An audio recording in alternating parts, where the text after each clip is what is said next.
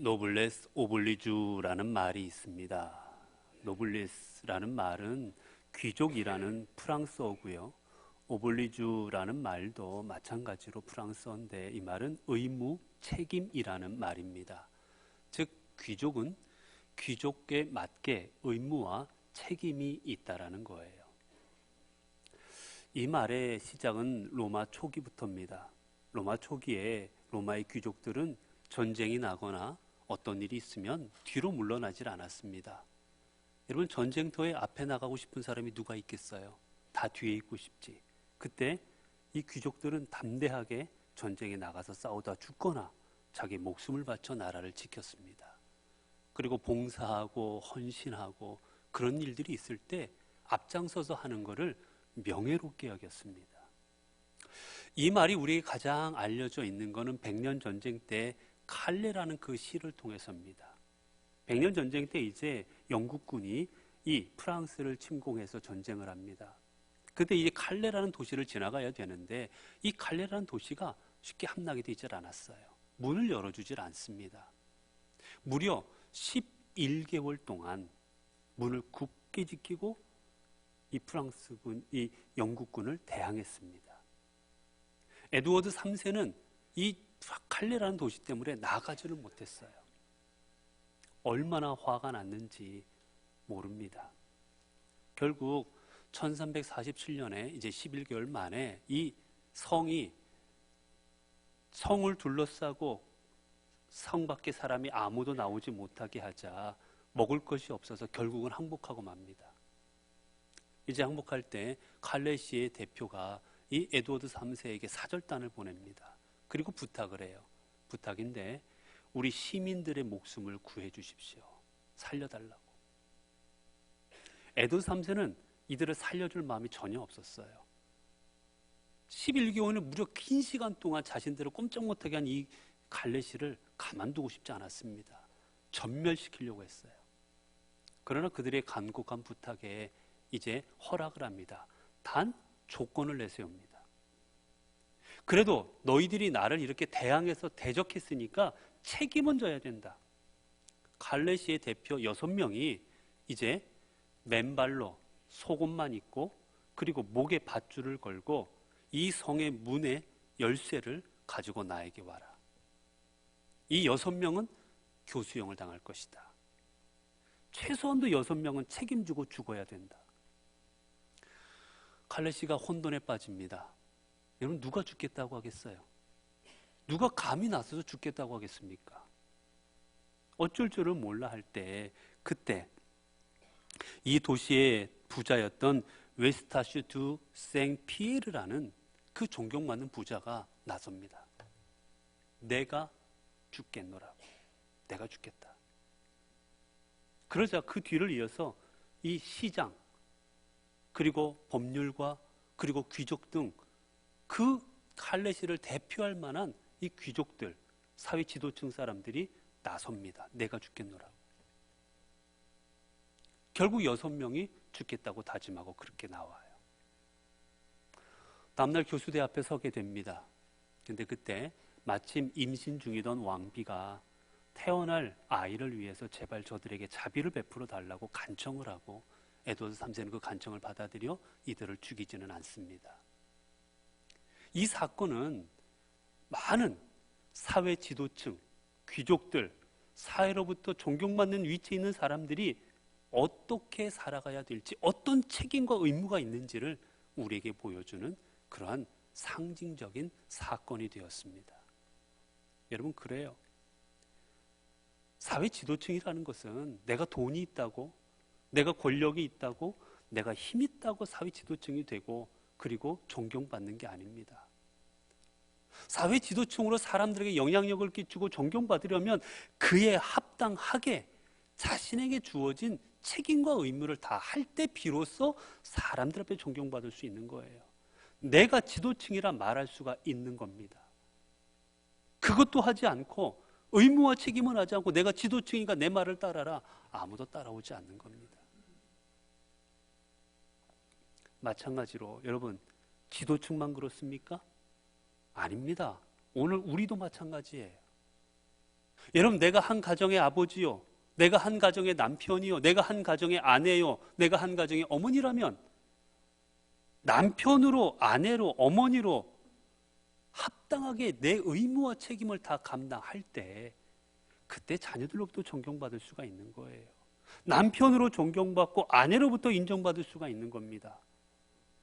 내가 회사에서 비록 내가 작은 일을 할지라도 이 일에 맞는 의무와 책임을 감당할 때 비로소 인정받을 수가 있는 거지요.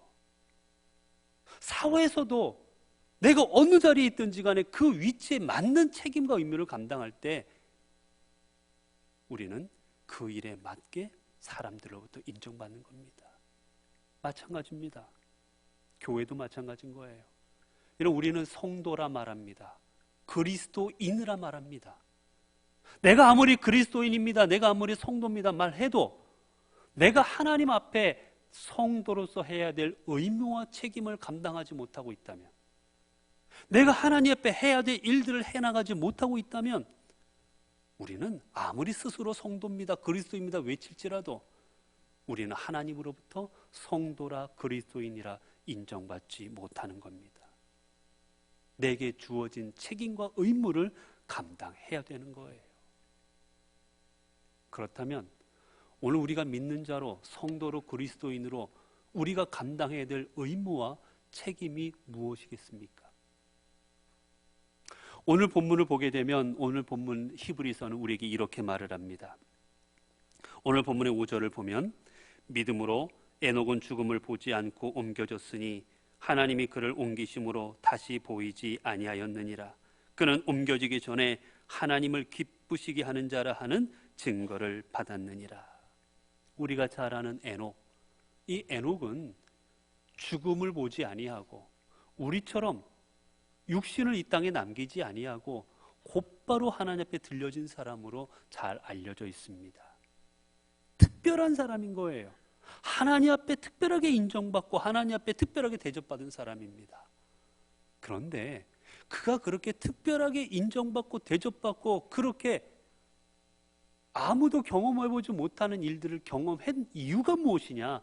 오늘 분명히 말합니다. 본문은 그는 옮겨지기 전에 하나님을 기쁘시게 하는 자라 하는 증거를 받았느니라. 그가 하나님을 기쁘시게 하는 자였기 때문이라는 거예요. 에녹이 뭔가 하나님 앞에 집을 바쳤고, 에녹이 뭔가 하나님 앞에 자기 무슨 자녀를 바쳤고 다른 걸 해서가 아니라 하나님을 기쁘시게 하였기 때문에 하나님을 그를 그렇게 인정해주고 하나님이 그를 높여주었다라는 사실입니다. 여러분, 그렇습니다. 오늘 우리의 의무와 우리 믿는 자들의 책임은 다른 게 아닙니다. 하나님을 기쁘시게 하는 겁니다. 여러분, 우리는 모두 다 세례를 받을 때 다 세례 문답에 있습니다. 사람의 제일 되는 목적이 무엇이냐고. 우리는 대답합니다. 하나님을 영화롭게 하는 것입니다. 하나님께 영광 돌리는 삶을 살아가는 겁니다. 여러분, 이 영자가 꽃피다라는 뜻이에요. 광자는 빛나다라는 뜻입니다. 꽃이 피고 빛나게 만들어 드리는 거예요. 하나님의 얼굴에 꽃이 피고 빛나게 만들어 드리는 거, 여러분, 그게 뭐겠습니까? 어떻게 하면 우리의 얼굴이 꽃피고 꽃핀 것처럼 되고 빛이 나겠습니까? 웃을 땐 거예요. 웃을 때 꽃피는 것 같습니다. 결국 하나님께 영광을 올린다라는 것은 어렵게 생각 안 하셔도 돼요. 하나님을 기쁘시게 하는 겁니다. 그게 하나님 앞에 영광 돌리는 거예요. 결국은 우리가 하나님 앞에 살아가야 될 삶, 우리의 의무와 책임은 다른 게 아니라 하나님을 기쁘시게 만들어 드리는 겁니다. 그런데 요새 사람들은 하나님을 기쁘시게 하는데 관심이 없습니다. 대부분의 사람들은 나 자신을 기쁘게 하기 위해 살아갑니다. 나 자신이 기쁨을 위하여, 내 기쁨을 얻기 위하여 무슨 일이든지 합니다. 작년 11월에 이런 기사가 있었어요. 중국의 한 가정에 3살짜리 여아와 11개월짜리 남자아이가 베란다에서 떨어져 추락사한 사고가 있었습니다. 처음에는 그냥 추락사라 생각해서 그냥 넘기려고 했는데 그 어머니가 아무래도 이상하다고 재수사해달라고 요청해서 재수사가 이루어졌어요. 그런데 놀라운 일이 밝혀졌습니다. 재수사를 해보니까 아이들이 베란다를 떨어졌는데 베란다로 나가는 문이 너무 두꺼워요. 3살짜리가 열 수 없는 문이었습니다. 그리고 베란다 높이가 3살짜리가 뛰어넘을 수 없는 높이였어요. 난간이. 11살짜리가 넘어갈 수 없습니다. 그런데 아이들이 떨어져 죽었어요. 유력한 용의자로 아버지를 찾았고 추궁했습니다. 결국 다 밝혀졌어요. 전모가 무엇이었느냐. 이 아빠에게는, 남편에게는 내연녀가 있었습니다. 연애를 하는데 이 아이들이 방해가 되는 거예요. 그래서 내연녀가 그랬답니다. 저 애들이 좀 없었으면 좋겠다고. 그러자 기사에 난 그대로입니다.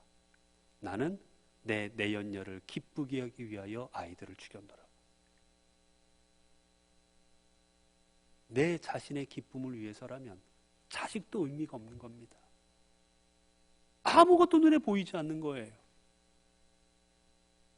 결국 내연녀를 기쁘게 하여 자식 둘이나 죽였지만 그에게 남은 것은 사랑도 잃고 가족도 잃고 다 잃고 감옥으로 가는 것뿐이었습니다. 여러분, 그렇습니다. 우리의 삶, 내 기쁨을 위하여 살아가는 삶은 결말이 똑같습니다. 어떤 형태로 살아갈지라도 내 자신의 기쁨을 위해서 우리가 살아가고 있다면 우리의 결말은 파멸과 멸망뿐이요 허무뿐인 것입니다. 성경에 보면 빌라도의 이야기가 나옵니다. 빌라도는 예수님께서 잡혀서 이제 재판받으실 때 빌라도는 누구보다 잘 알고 있었습니다. 예수 그리스도가 아무 죄가 없다라는 것을. 저들의 모함을 받아 이 자리에 잡혀왔다는 걸 알고 있었어요. 그래서 그도 노력을 합니다. 어떻게든 예수님을 풀어주려고. 그런데 결국은 예수님에게 십자가형을 언도하고 맙니다. 이유가 무엇이었느냐? 때는 무교절입니다. 무교절이라는 것은 이스라엘의 가장 큰 명절입니다. 이들이 출애굽한 것을 기념하며 무교병, 이 누룩이 들어가 있지 않는 떡을 먹으면서 그들이 가졌던 큰 명절이었어요. 이 명절 때가 되면 예루살렘에 100만 명 이상의 수많은 인파가 몰려듭니다. 그런데 유대인들은 하나님만 섬긴다라는 것으로 인해서 늘 반란이 많은 그런 민족이었어요. 남의 말을 잘 듣질 않습니다. 언제나 이 유대 땅에는 반란이 늘 끊이지를 않았어요. 로마도 그게 늘 신경에 거슬렸습니다. 그래서 총독이 해야 될 가장 큰 일은 무엇이었느냐? 반란이 일어나지 않고 이들이 로마의 명령을 잘 따르는 것, 그렇게 만드는 게 총독의 첫 번째 임무였습니다. 그런데 빌라도 입장에서 보니 유대인들이 이 예수 그리스도를 십자가에 못 박고 싶어 합니다. 그런데 100만 명이 넘는 엄청난 인파가 예루살렘으로 몰려들고 있어요. 만약에 이들의 마음에 내가 맞춰주지 아니하면 이들이 이 100만 명이나 모였을 이 엄청난 인파가 무슨 일을 저지를지 모르는 겁니다. 만약이라도 이 일이 도화선이 돼서 그들이 반역해버린다면 큰일 날 겁니다. 이에 빌라도는 그들의 환심을 사고 그리고 그들을 기쁘게 하고자 그리하여서 자신의 총독의 자리를 지키고자 예수 그리스도를 그들에게 넘겨줘 버립니다. 이유는 하나였어요. 내 기쁨을 위해서입니다. 여러분, 결국 그에게 남은 것이 뭡니까? 그가 그토록 예수 그리스도를 버리면서까지 지키고 싶었던 그 총독의 자리, 결국은 얼마 있다 쫓겨납니다. 요세푸스에 의하면 그는 쫓겨났고 어떻게든지 총독의 자리를 다시 얻고 싶어 했지만 결국 얻지를 못해요. 결국 갈리굴리 황제 때 그는 자살로 인생을 마감해 버리고 맙니다. 우리가 또 잘 아는 헤롯 대왕, 예수님께서 태어나실 때 그때 그 헤롯 대왕, 그는 이방인이었습니다. 여러분, 유대인들은 자신들의 민족을 얼마나 귀하게 여기고 이방인들은 얼마나 무시하는지 모릅니다. 이방인들은 하나님께서 지옥의 땔감으로 사용하려고 만드신 게 이방인이라고 생각할 정도였어요. 그런 이방인인 헤롯이 자신들을 다스립니다. 유대인들의 입장에서는 반가울 일 없는 일이에요. 헤롯은 이 사람들을 어떻게 하면 잘 다스릴까? 내가 인정받을까? 늘 고민이었습니다. 그래서 헤롯이 한 일이 무엇이냐? 이들을 기쁘게 하려면, 이들의 환심을 얻으려면 이들이 가장 중요하게 여기는 저 성전을 보수하자. 수백 년 동안 낡아져 버린 저 성전을 아름답게 지어주자 해서 무려 83년의 기간을 통해서 그가 죽고 난 다음에까지 짓게 해서 아름다운 예루살렘 성전을 짓습니다. 얼마나 아름다웠는지 모른다고 그래요. 제3성전이라도 불렀고 헤롯 성전이라도 부릅니다. 유대인들을 기쁘게 해서 자신의 자리를 유지하고 싶었던 거예요. 네, 여러분, 결국은 어떻게 됐는지 아십니까? 이 성전이 어떻게 됐는지 아십니까? 완공된 지 7년 만에 로마의 티투스 장군에 의해서 초토화가 됩니다. 돌 위에 돌이 하나 남지 않을 정도로 완전히 다 파괴시켜버려요. 그리고 헤롯 땅의 왕의 아들이었던 헤롯 안티바, 그 또한 사람들의 환심을 사서 자기 자리를 유지하고 싶었습니다. 그 사건 중에 하나가 바로 세례 요한의 사건이에요. 헤롯의 딸이 자신을 기쁘게 하자, 그 기쁨을 더 유지하고자, 그리고 사람들을 기쁘게 하고자 모든 사람들이 존경했던 세례 요한의 목을 베어서 갖다 줍니다. 자신의 자리를 지킬 땐 그 어느 것, 다른 사람 죽이는 것 개의치 않은 거예요. 결국 역사에 의하면 그 또한 그 자리에서 얼마 후에 쫓겨나고 말았습니다. 그리고 그의 아들 헤롯 땅의 손자였던 헤롯의 손자였던 아그리빠 1세, 그의 삶도 비슷합니다. 성경에 보면 사도행전 12장 1절에서 보면 이런 말이 나옵니다. 그때 헤롯 왕의 손을 들어 교회 중에서 몇 사람을 헤아려 하여 요한의 형제 야고보를 칼로 죽이니 유대인들이 이 일을 기뻐하는 것을 보고 베드로도 잡으려 할새 때는 무교절 기간이라. 마찬가지입니다. 무교절 기간에 수많은 인파가 몰려들었을 때 절호회개입니다. 많은 사람들 앞에서 이들의 환심을 사고 이들의 기쁨을 얻게 해서 내 자리를 더더욱 공고히 하고 싶었습니다. 그래서 한 일이 무엇이냐? 유대인들이 그토록 싫어했던, 그들의 손으로 잡아 죽인 예수 그리스도가 살아났다고 온 땅에 선포하고 다니는 이 제자들을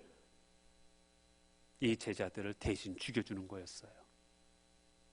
그래서 야고보를 죽였고, 야고보가 죽임당하는 모습을 보고 유대인들이 기뻐하자 이제 교회 수장이었던 베드로마저도 죽이려고 잡아 가둡니다.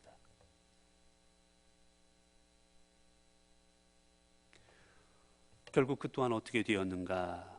사도행전 12장 23절입니다. 헤롯이 영광을 하나님께 돌리지 아니하므로 주의 사자가 곧 친히 벌레에게 먹혀 죽으니라. 그 또한 자신의 기쁨을 얻고자, 자신의 지위를 유지하고자, 사람들을 기쁘게 하고자 그는 야고보도 죽이고 베드로도 죽이려 했지만 결국 그의 인생은 벌레에게 먹혀서 죽고 마는 비참한 인생이 되고 맙니다. 여러분, 이게 인생인 거예요. 사람들은 어떻게든 사람들을 기쁘게 해서 나의 기쁨을 유지하고 싶어 하고, 사람들의 기쁨을 얻어서, 기쁨을 주어서 내가 원하는 것을 얻고 싶어 하지만 그 결말은 다 파멸과 멸망과 허망한 것 뿐이라는 겁니다. 빌라도도 헤롯 일가도 다 마찬가지입니다. 여러분, 이들이 사람을 기쁘게 해서 사람들의 기쁨을 통해 얻고자 한 게 무엇이었습니까? 결국은 자기 자신입니다. 사람들을 기쁘게 해서 사람들을 기쁘게 하는 게 목적이 아니었어요. 사람들을 기쁘게 해서 결국은 그 기쁨을 내가 얻는 거였습니다. 그렇게 보면 이들의 삶의 중심은 나였던 겁니다. 그렇게 사도 바울은 이러한 우리들의 삶의 모습을 보면서 우리에게 이렇게 권면합니다. 로마서 15장 1절에 3절을 보면 믿음이 강한 우리는 믿음이 약한 자의 약점을 담당하고 자기를 기쁘게 하지 아니할 것이라. 우리 각 사람이 이웃을 기쁘게 하되 선을 이루고 덕을 세우도록 할지니라. 그리스도께서 자기를 기쁘게 하지 아니하셨나니 기록된 바 주를 비방하는 자들의 비방이 내게 미쳤다 함과 같으니라. 사도 바울은 권면합니다. 사람들을 내 기쁨을 위하여 살아가지 말아라. 내 기쁨 위해 살아가지 말고 다른 사람의 기쁨을 위해 살아라. 여러분, 그렇게 보면 똑같은 것 같습니다. 빌라도도 다른 사람을 기쁘게 했고 헤롯 일과도 다른 사람들을 기쁘게 했어요. 그러나 전혀 다른 내용입니다.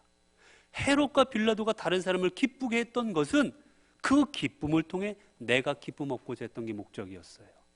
그러나 사도 바울이 말하는 것은 뭡니까? 다른 사람을 기쁘게 하여 선을 이루고 덕을 세워라. 선을 이루고 덕을 세우는 내 것을 위한 게 아닙니다. 선을 이루어 하나님께 영광이 되고 덕을 세워서 하나님께 영광을 돌리라는 거예요. 결국 다른 사람들을 기쁘게 함으로 내 기쁨 위에 살지 말고 다른 사람을 기쁘게 하여 결국은 하나님의 기쁨을 위하여 살아가라는 말씀입니다. 여러분, 그렇게 그는 갈라디아서 1장 10절을 통해 또한 고백합니다. 이제 내가 사람들에게 좋게 하랴 하나님께 좋게 하랴 사람들에게 기쁨을 구하랴 내가 지금까지 사람들의 기쁨을 구하였다면 그리스도의 종이 아니니라. 사도 바울은 고백하면 내가 만약에 지금까지 내 인생을 살면서 내가 내 기쁨을 구하는 삶 그리고 사람들을 기쁘게 하는 삶을 살아갔다면 나는 그리스도의 종이 아니니라. 나는 오직 하나님을 기쁘게 하는 삶을 살아왔노라라고 그는 고백합니다. 여러분, 그렇습니다. 여러분, 사도 바울은 평생을 주님을 위하여 살아간 사람이었습니다. 그는 주님을 따르는 삶은 다른 것이 아니라 내 것을 포기하고 내 기쁨과 내 행복과 내 모든 것을 내려놓고 하나님을 기쁘시게 하는 삶을 살아갈 때 하나님께서는 그 삶을 받아주시고 그 삶을 통하여 하나님의 뜻을 이루심을 알고 자신의 삶을 오로지 주님을 위하여 바쳤던 사람이었습니다. 그렇게 그는 하나님을 위하여 살아면 아까운 게 없었던 거예요. 그렇게 그는 빌립보서 3장 7절 8절을 통해 고백합니다. 그러나 무엇이든지 내게 유익하던 것을 내가 그리스도를 위하여 다 해로 여길 뿐더러 또한 모든 것을 해로 여김은 내 주 예수 그리스도를 아는 지식이 가장 고상하기 때문이라. 내가 그를 위하여 모든 것을 잃어버리고 배설물로 여김은 그리스도를 얻고 그 안에서 발견되려 함이니. 오직 예수 그리스도의 기쁨을 위해 살아가는 게 내 인생의 목적이 되니 아무것도 거리끼는 게 없는 겁니다. 가져도 되고 안 가져도 되고 상관이 없는 거예요. 내 기쁨을 위하여서 내 기쁨을 위하여 살아가려고 할 때는 명예도 필요하고 권력도 필요하고 이 수많은 것들이 필요했지만 이제 오직 내 삶을 통해 주님만이 영광 받을 것을 생각하니 지식도 명예도 권력도 그 모든 것도 주님 앞에 내려놓을 수가 있는 거였습니다. 그렇게 그는 다시 한번 고백하죠. 빌립보서 1장 20절을 보면 나의 간절한 기대와 소망을 따라 아무 일에든지 부끄러워하지 아니하고 지금도 전과 같이 온전히 담대하여 살든지 죽든지 내 몸에서 그리스도가 존귀하게 되게 하려 하나니 이는 내게 사는 것이 그리스도니 죽는 것도 유익함이라. 나는 죽어도 좋고 이제 살아도 좋다. 오직 내 삶은 그리스도를 위하여만 살아갈 것이다라고 그는 고백합니다. 이런 우리가 이러한 삶을 살아갈 때 하나님은 우리에게 어떻게 해주십니까? 하나님의 기쁨 위하여 살아가는 자들에게 주시는 하나님의 은혜가 무엇입니까? 요한복음 8장 29절을 보면 주님의 말씀입니다. 나를 보내신 이가 나와 함께 하시는도다.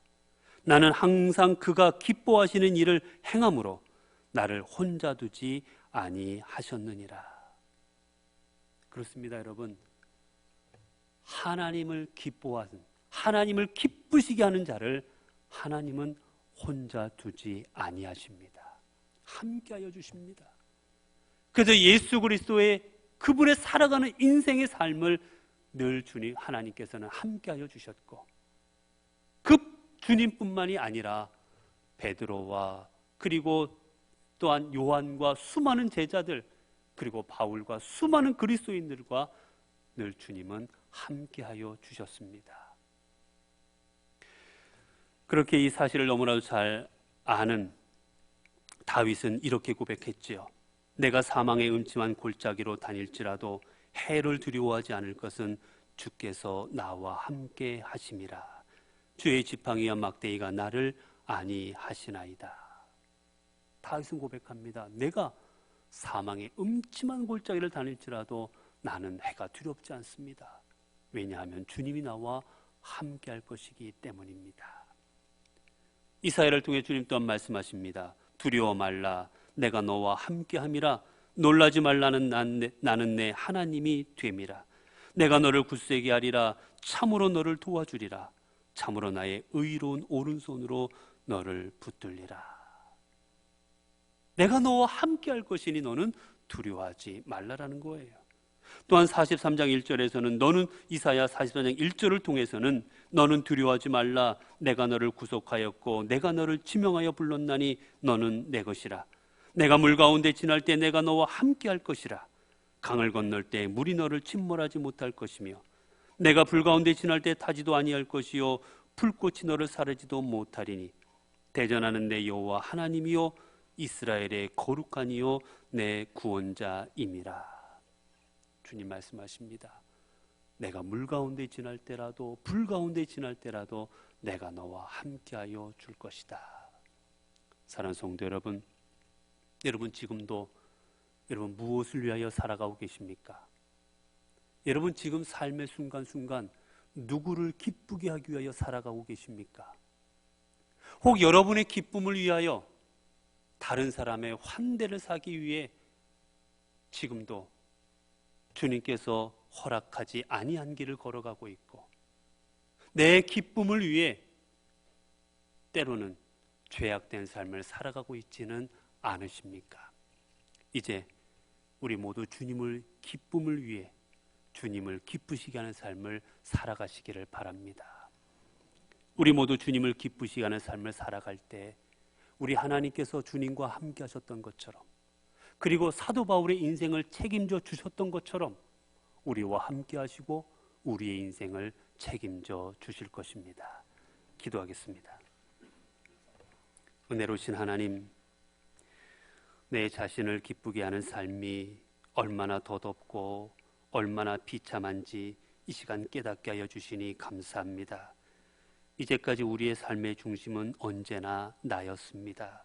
내가 기뻐야 되고 내가 즐거워야 되고 내가 행복해야 되고 그것을 위해서라면 서슴지 않고 어떤 일이든지 행하며 살아왔음을 고백합니다. 이제 내가 아닌 주님이 우리의 삶의 중심이요 주님이 내 삶의 기쁨 되는 삶을 살아가게 하옵소서. 그리하여 사도 바울처럼 주님처럼 주님 나라 위에 쓰임 받으며 주님이 함께 하시는 은혜의 삶을 누리게 하옵소서. 우리 주 예수 그리스도 이름으로 기도드리옵나이다. 아멘.